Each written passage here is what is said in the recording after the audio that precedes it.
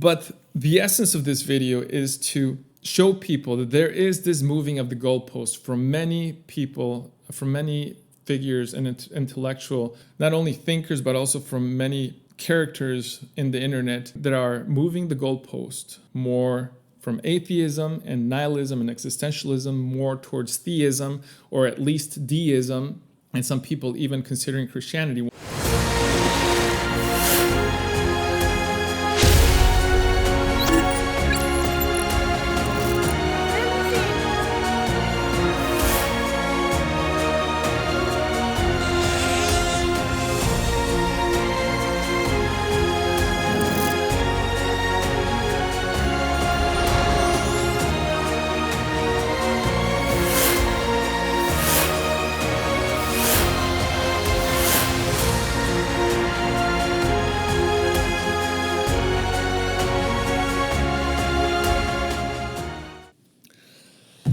Well, hello everyone.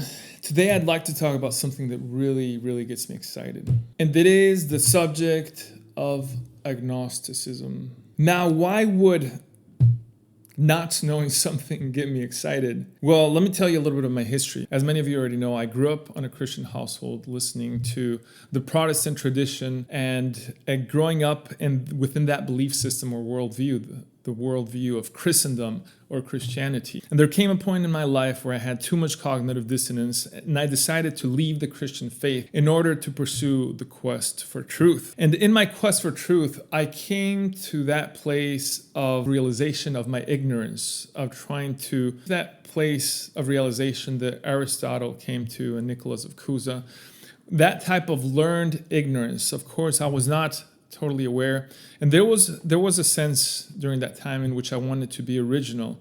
Just like somebody who would want to produce original music by not listening to other people's music, I also abstained myself from listening to other philosophers at the time because I wanted my ideas to be original and I wanted my quest for truth to be genuine and authentic.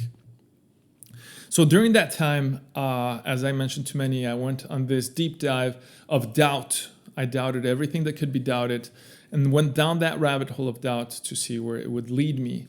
And it led me to a place of perhaps ignorant bliss, but at the same time, it throws open this chasm, this bottomless void, this abyss of sorts, which leaves you in a place with no points of reference other than your own conscious existence.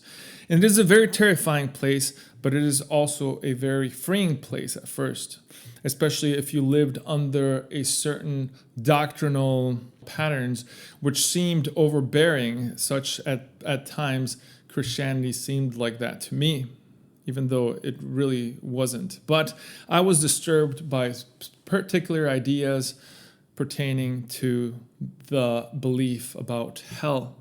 So that was one of the beliefs, the belief of hell and the cognitive dissonance that created within me that led to my exodus from the Christian faith. And when I arrived to that place of ignorant bliss, or to that place of ignorance, which I don't think you could really call it bliss, but that place of ignorance, that place of learned ignorance, such as Nicholas of Cusa, or such as that Aristotelian idea of all I know is that I know nothing, when I realized that I couldn't completely trust my senses, but that I could only epistemologically know that I exist, then I was left in a vacuum of sorts, in a spiritual vacuum, in a vacuum of knowledge.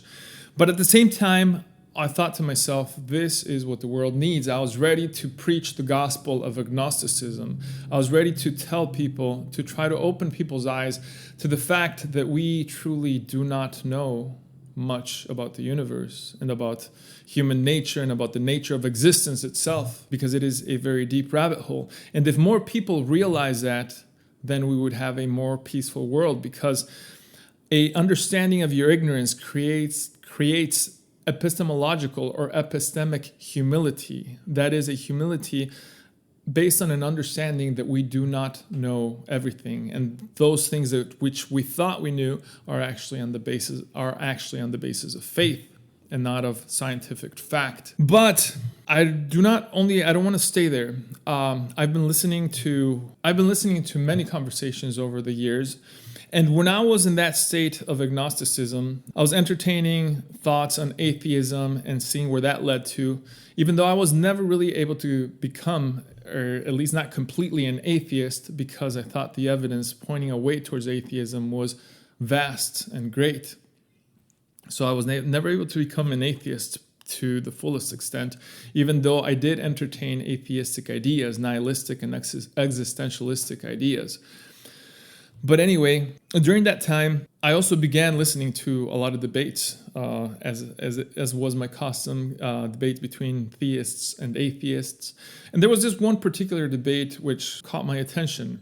I believe the debate happened in a university in Puebla, Mexico, and I can't remember who was all on the sides of deism and atheism. I believe perhaps Richard Dawkins was there on the side of atheism, and William Lane Craig might have been there for the side of theism. I can't remember what other thinkers, philosophers, theologians, and atheists were there. But what I do remember is that towards the end, Michio Kaku was invited to give sort of a middle position, sort of an agnostic position. I remember, if I recall correctly, Michio Kaku said something like this. He told the theists and the atheists that 300 years from now, they would still be debating the same things because we do not have access to the profundity of the mysteries which are being discussed by both sides. And I was like, yeah, that's it. That's it. This guy gets it a little bit more.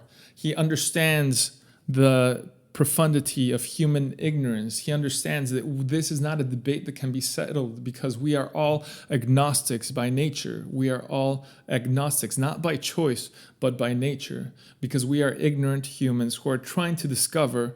We are philosophizing about the world. We are tinkering with our scientific method, but there are certain aspects of reality into which we do not have access even through the scientific method. Hence, I agreed and I concurred with Michio Kaku in saying that this is probably something that we will never be able to find out. Come some years later, I had a series of experiences, of epiphanies, which led me back to faith in Christ. It's a long story. I might tell it to you someday. But just for the time being, I will tell you that I returned to a faith in Christ, in Jesus Christ.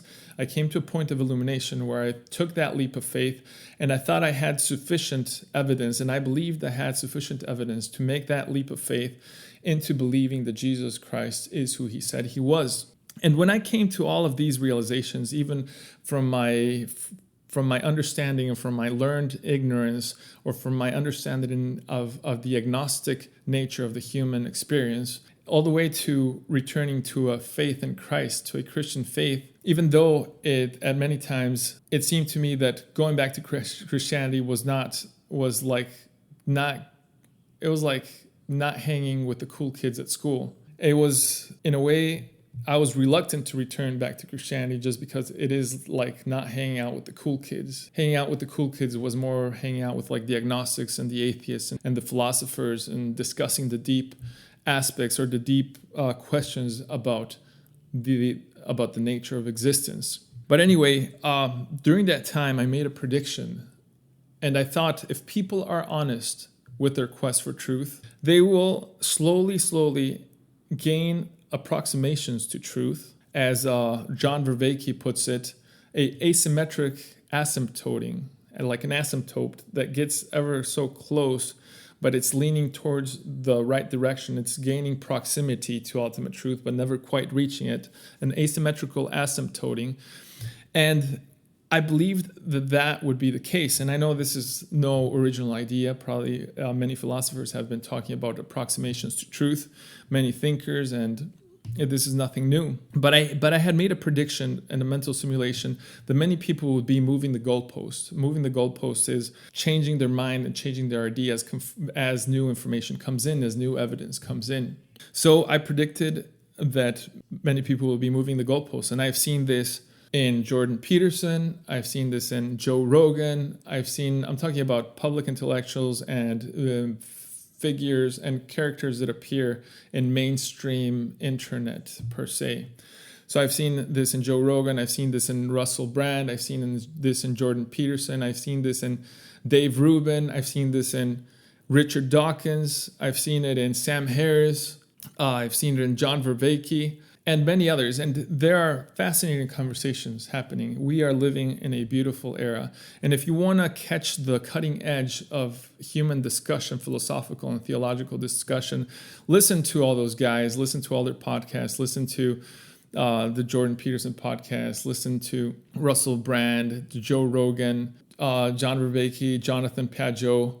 All these guys are wrestling with the same ideas, and we are trying to reach towards the numinous, towards the essence, towards the ultimate existence, to, as John Vervaeke puts it, the God beyond the God of theism, or the God beyond our mental models, the God beyond our mental images that we create. Perhaps we don't even need to create images for them to be idolatry. We can create images within our mind that fall short of the glory of God. Therefore, even our mental images or imaginings of God fall short. Therefore, we are trying to reach towards the ultimacy of existence, or the ultimate or highest form or mode of being, which in essence, that would be God. We can call this being God. Therefore, you hear people like Joe Rogan saying we need Jesus. Maybe he might in a quasi-serious manner. We see Richard Dawkins saying things like Jesus was a person out of his time, when at a certain point, and I believe that in The God Delusion, Richard Dawkins was even questioning the historicity of Jesus. He was questioning whether Jesus Christ or Jesus of Nazareth even was a historical figure. And of course, that later changed in one of his debates with John Lennox, where he admitted that no, there is sufficient evidence to say that Jesus at least existed as a historical figure. And now Richard Dawkins is saying that Jesus was a person out of his time. And Joe Rogan changing his position on Jesus. You see Russell Brand talking more about Jesus. You see Jordan Peterson talking about the cross and about resurrection. And even though Jordan Peterson is an interesting one, I find great affinity towards him, and I'm sure many people do, because he represents the articulation of things which many people perhaps hold in the collective unconscious, but he articulates things very well. He's a great orator and a great thinker. And when he's asked if God exists, and he says, I act as if God exists, I find that fascinating, because I used to have the same answer verbatim when I was at a certain point in my life. So I see a lot of the patterns in my evolution and in the evolution of my thought patterns are very similar to the ones that Jordan Peterson has, because I would say I act as if God exists. And then when people ask him about the resurrection of Christ, about the death and resurrection of Jesus Christ, he is an agnostic about it, and he simply says, I don't know. Whereas I have already made that leap of faith into believing that the resurrection actually took place in the flesh, in reality. It is a historical fact. But of course, I believe it. It is through faith. I don't have 100% scientific proof that it happened, but I believe there is enough evidence to infer that from the testimony of the apostles. So anyway, I've already made that leap of faith. I've already jumped into believing that Jesus Christ is who he claimed to be, and that he is the Son of God and Son of Man prophesied by the prophet Daniel.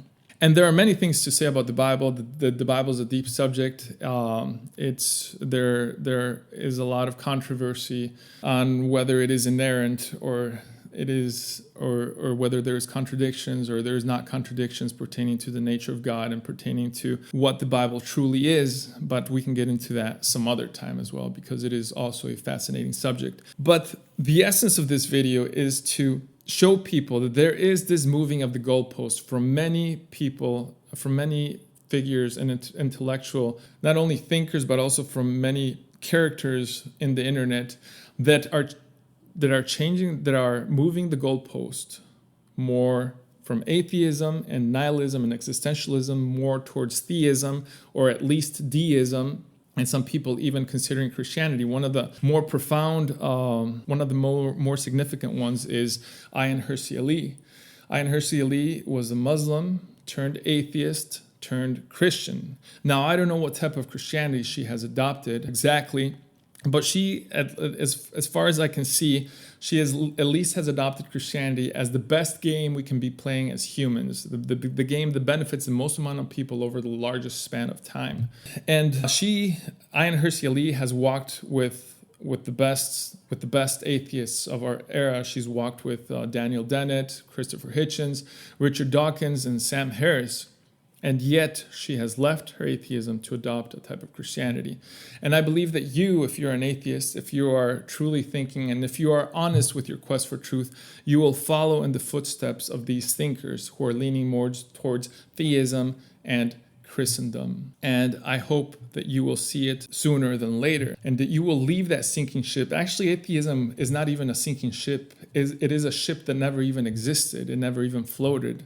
It is just a concept that people have come up with, but that boat was sunk before it even came to be, because atheism is irrational and it is self-defeating. It is a self-defeating philosophy. So I hope that you will join the ranks, if you're an atheist, at least to become a deist, to understand that there is something, that there is the numinous, that there is a being and there is agency in the universe. And I hope that you will take one step further from deism to theism, to understand that God actually interacts with humans in this universe. In spite of the problem of evil, in spite that there is evil in this world, God is interacting with us, in spite of all the evil that takes place, all the tragedies, all the human tragedy. And I hope that you will go even one step further from theism to understand the deity of Jesus Christ. Because in theism, this God, creator of all things, the one who runs and sustains reality and life as we know it, became flesh and dwelt among us. Jesus Christ lived among us. And the birth, death, and resurrection of Jesus Christ is a microcosm. It is a microcosm of the macrocosm. There's this idea that Jordan Peterson mentions both in his talk with John Lennox and also in his talk with John Vervaeke. It is an idea proposed by Richard Dawkins, who says that an organism is a product or a microcosm of its environment. You can see aspects from the macrocosm reflected in the microcosm of the organism. And I laughed out loud when I heard that, because that's an idea that I had been wrestling for over many years. That's an inference or a deduction that I had made. And I am not as smart or as learned or as academic as Richard Dawkins, but that was an idea I was entertaining in my mind for a long time. So I laughed out loud when I heard that, because it makes sense. And I also I have beliefs about that the design of the human body, the human eye, the human eyeball, it all is a design that carries with it deep meaning. There is great forethought behind the design, the morphology of the human being, and perhaps all beings in some sense. But there is something about the human being. Of course, we are very anthropocentric because we're humans, so we are biased towards our species. But there is something there. And at this point in time, it's more of an intuition, and I don't have some concrete scientific evidence to back this up, perhaps, but I do see meaning reflected in the human design. And I've also enjoyed listening to people like Alex O'Connor. He used to be called the Cosmic Skeptic. I've been following him for a long time now. And I've also seen a moving of the goalposts in him, maybe perhaps not in his stance pertaining to atheism per se, but in his attitude. He is taking a more humble attitude. It seems like he at least portrays more epistemological or epistemic humility than Richard Dawkins. And when he talks to Richard Dawkins, he sometimes plays God's advocate. And he's got some interesting videos, like he tries to prove God's existence to ChatGPT. And unlike many atheists, I believe that Alex O'Connor carries his atheism to its logical conclusions. Whether it be an atheism that also believes in determinism, he carries that to its logical conclusions. But also like Nietzsche, he carries it to the conclusions that if there is no God, ultimately there is no standard for good and evil. There are no ultimately objective moral standards for good and evil. At least I believe he believes that. But anyway, I see more epistemic humility with him than with other atheistic thinkers. And I see this at least moving up the goalpost in terms of his attitude towards theism. And I've heard him say at different times that he is a non-resistant. He doesn't resist. If he sees the evidence, he's willing to embrace it. Unlike Richard Dawkins and other atheists who have become willfully blind, and they will go to extents to say that no evidence, they can't think of any evidence that would be able to convince them away from their atheism. And I believe they have thus left a scientific endeavor and are simply willfully blind and more willing to remain in the echo chambers of their irrational atheistic beliefs. And perhaps Alex O'Connor differs from that in a way. But anyway, I think it is only a matter of time if Alex O'Connor is truly honest about his quest for truth and his desire to have greater or better approximations to objective reality, that he will too soon be moving the goalposts towards a more, at least an agnostic atheism, or perhaps an agnostic deism, which will later lead to agnostic theism, which will later lead to perhaps an agnostic Christian standpoint, or a Christian, to become a Christian agnostic or agnostic Christian. Anyway, that about particular thinkers. And there's this interesting part in the conversation between Jordan Peterson and John Vervaeke, in which Jordan Peterson mentions to John that he has noted more humility in his attitude. And that's exactly what I've been trying to get at. When I talk to philosophers, when I talk to scientists, it is that understanding that John Vervaeke has started to adopt that I try to point people towards that epistemic humility, towards that understanding that we are all by nature agnostics, and that there is the numinous there is that ineffable, unknowable mystery of the depth of being. And if we are honest with our quest for truth, being begets being. There is the odds of this happening by some sort of cosmic random accident are practically null. It is practically impossible for being to emerge from non-being. It would be a type of contradiction. It would be a miracle, inconceivable miracle. The faith that it takes for this to happen from a belief system such as the one that Richard Dawkins or Alex O'Connor hold on to, it is a measure of faith that they need that is incomprehensible to me. Therefore, the more that people become like John Vervaeke, like the John Vervaekes or the Jordan Petersons, the better off we'll be. That is when Muslims will realize that perhaps they should question their assumptions about the afterlife, about getting 72 virgins after they die in martyrdom. And perhaps the Rastafarians will question their belief about Haile Selassie. Perhaps Mormons will question their beliefs about Joseph Smith, and so on and so forth. And we will question all those beliefs which do not have historical or logical or scientific underpinnings or substrate, that don't have a logical or rational or historical or evidential substrate. Therefore, we will be left, and when we start realizing our ignorance and honestly seeking truth, we will be left with the substance, with the essence of what truly is God himself. And I say himself, some of you might jump there and say, well, you're making the assumption, why would you call God a he? Why is God a he? And that is a whole different conversation. I have a deep conversation about why I believe that we can call God a he, and that this universe is a type of she, and that has to do with male and female archetypes. And that also has to do with the meaning of what I believe is represented in the morphology and in the phenomenology of the male and female human individuals, which carries a deep truth with it. But that is a subject for another time. We will discuss that at a later time. So all this to say that I hope that you lean towards theism, that you lean towards Christendom, that you embrace Christ for who he claimed to be, and that you find redemption, salvation, and abundant life even today. I love you all, and I wish you all eternal life in fullness of being.